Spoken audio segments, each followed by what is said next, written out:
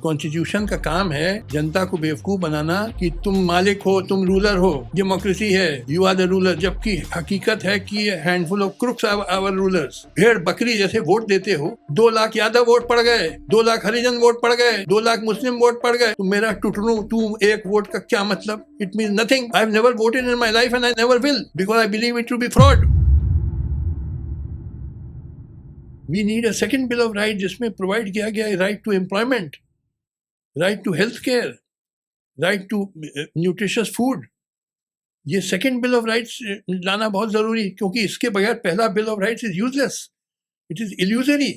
क्या फ़ायदा है कि आपको फ्रीडम ऑफ स्पीच है मगर पेट में रोटी नहीं है, आपके पास नौकरी नहीं है।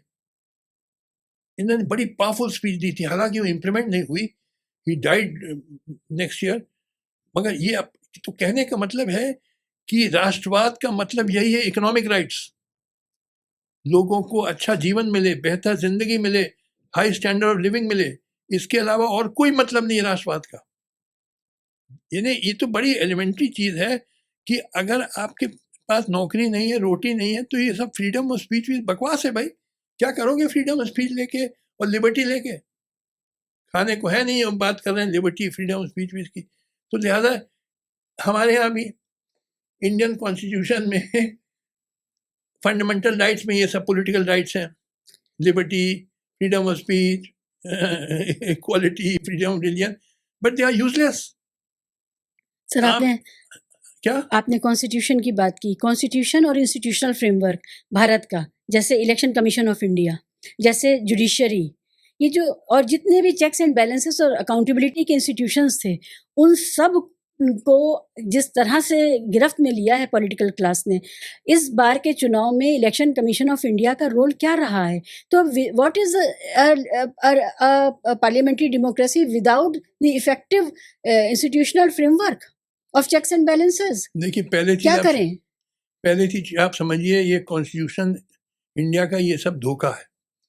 कॉन्स्टिट्यूशन का काम है जनता को बेवकूफ बनाना कि तुम मालिक हो, तुम रूलर हो, डेमोक्रेसी है, यू आर द रूलर, जबकि हकीकत है कि handful of crooks are our rulers.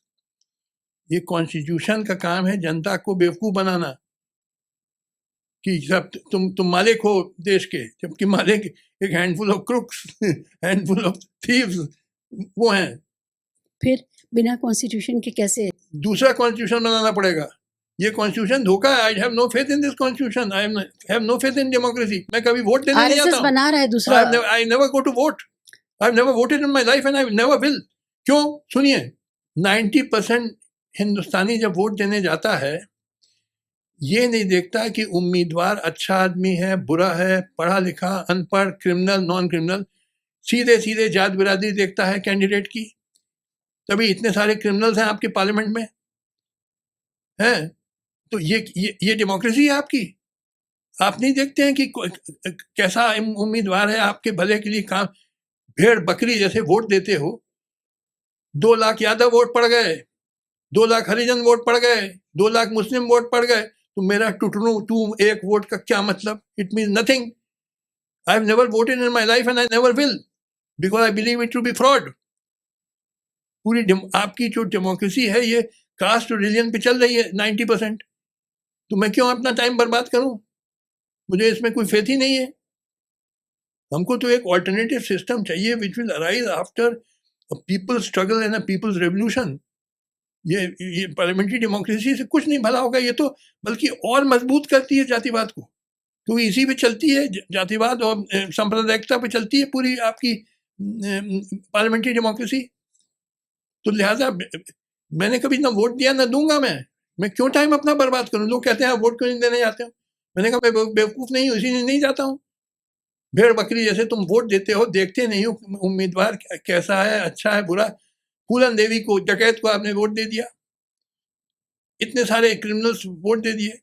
नेता लोग जो समाज में नफरत फैलाते हैं, पोलराइज करते हैं। किसी ने पूछा साहब कि साहब बताइए हम किसको वोट दें? मैंने कहा तुम्हें जो ठग पसंद है वोट दे दो, सब ठग हैं, they are all gang of thieves and cutthroats. तुम्हें जो पसंद, मुझसे क्यों पूछ रहे हो भाई? तुम्हें एक ठग, बीजेपी के ठग पसंद है, या कांग्रेस का ढंग पसंद है किसी और, तो तुम दे दो भैया, क्यों मुझसे तो पूछ रहे हो ये सवाल? अब तुम जो चाहो करो और पूछिए। इंस्टीट्यूशंस के बारे में आपकी राय, जो हमारे चेक्स एंड बैलेंसेस अकाउंटेबिलिटी के इंस्टीट्यूशंस हैं, इलेक्शन कमीशन ऑफ इंडिया, हमारी जुडिशरी, हमारा विजिलेंस, हमारी ईडी, हमारी सीबीआई, ये सब कहाँ चले गए हैं और इनसे क्या उम्मीद की जाए? अब सुनिए जवाब। ये सब जो इंस्टीट्यूशन है इसमें इंसान नहीं तो उसको मैन कर रहे हैं ना। जी हाँ। अच्छा, ये जो इंसान है ये सब देखते हैं पॉलिटिकल हवा किधर चल रही है। 10 साल से बीजेपी के फेवर में हवा चल रही थी, तो जुडिशरी भी प्रो बीजेपी हो गई। ये आपका जो अयोध्या नहीं बाबरी मस्जिद का फैसला था, बिल्कुल बेईमानी का फैसला, 5 जजेस की बेंच है, क्योंकि उस फैसले में लिखा है कि डिमोलिशन ऑफ बाबरी मस्जिद वाज अ क्राइम, मगर अंत में जाके कह दिया उन क्रिमिनल्स को दे दो, वो हिंदू संगठन। यानी फैसला होना चाहिए था कि रिस्टोर करो, जब तुम कह रहे हो क्राइम था तो रिस्टोर इट एज अ मस्जिद, मगर नहीं, उन्होंने हिंदू संगठन क्योंकि बीजेपी को खुश करना है। इसी तरह इलेक्शन कमीशन भी देख रही है कि बीजेपी, ये समझते थे कि मोदी जी परमानेंट अब रहेंगे प्राइम मिनिस्टर, तो उनके साथ साथ ये हवा के साथ चलते हैं, पॉलिटिकल हवा। मगर ये लोग भी बड़े चालू हैं, चाहे जजेस हों, चाहे ईसी हो, चाहे ईडी हो, जाए, ये जब देख रहे हैं इधर हवा बदल रही है। एक अकबर इलाहाबादी का शेर है, खबर देती है तहरीक हवा तब्दील मौसम की, खिलेंगे और ही गुल जमजमे बुलबुल के कम होंगे। जमजमे मतलब गीत, तो अभी तो मोदी जी के गुणगान गीत हो रहे थे। खबर देती है तहरीक मतलब मूवमेंट, हिलना, खबर देती है तहरीक हवा तब्दील बदल रहा है मौसम। अब ये लोग भी देख रहे हैं, ये समझ रहे हैं कि हो सकता है भैया इस बार बीजेपी हार जाए, तो फट से जो ईसी वाले अभी प्रो बीजेपी थे और जुडिशरी प्रो बीजेपी थी, फट से पलटेगी।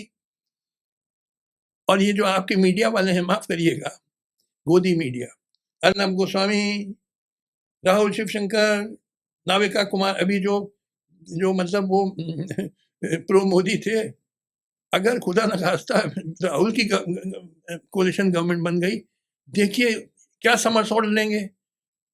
वो एक कहानी आपको सुनाना चाहता हूँ मैं, 2 मिनट टाइम दीजिए। जरूर जरूर।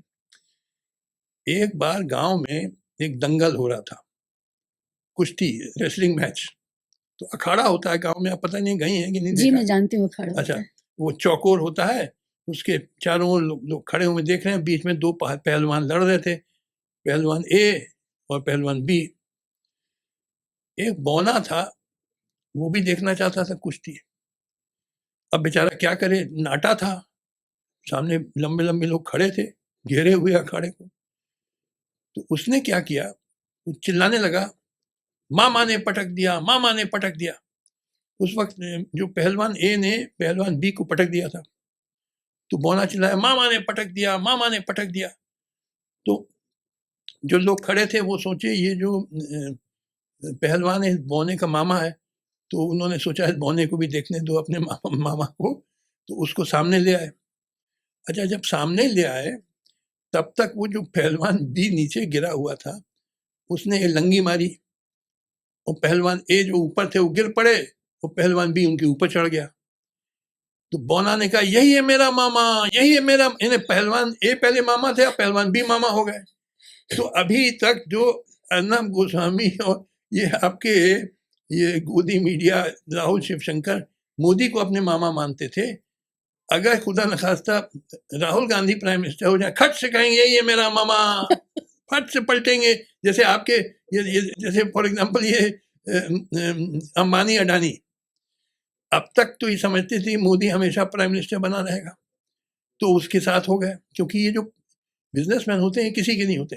तो ये इन्होंने सोचा कि बिजनेसमैन ये they want to keep on the right side of the government, क्योंकि गवर्नमेंट अगर खुश रहेगी तो कई फेवर दे सकती है, जैसे टैक्स रिबेट्स और वेरियस कंसेशन वगैरह, और नाराज हो जाए गवर्नमेंट तो 10 तरीके से परेशान कर सकती है, income tax notice, ED notice, ये नोटिस, वो नोटिस। तो ये गवर्नमेंट को खुश रखना चाहते हैं। अभी तो अंबानी अडानी साहब प्रो मोदी थे। अब मुझे लगता है ये इनकी भी इंटेलिजेंस एजेंसीज होती हैं बिग बिजनेसमैन की, उन्होंने शायद बताया कि साहब इस बार हवा बदल रही है, तो फट से पैसा भेजना शुरू किया कांग्रेस को। अब मोदी जी की भी इंटेलिजेंस एजेंसी है, उन्होंने रिपोर्ट किया, अरे साहब आप समझते थे ये आपके जेब में है, ये 2 चिड़िया तो भाग गई आपके जेब से और पैसा अब वो चिल्लाने लगे। यूट्यूब पे मैंने देखा कि साहब टेम्पो पे भर भर के पैसा अंबानी अडानी भेज रहे हैं कांग्रेस को। बौखला गए, पागलों तो जैसे आजकल बात कर रहा है।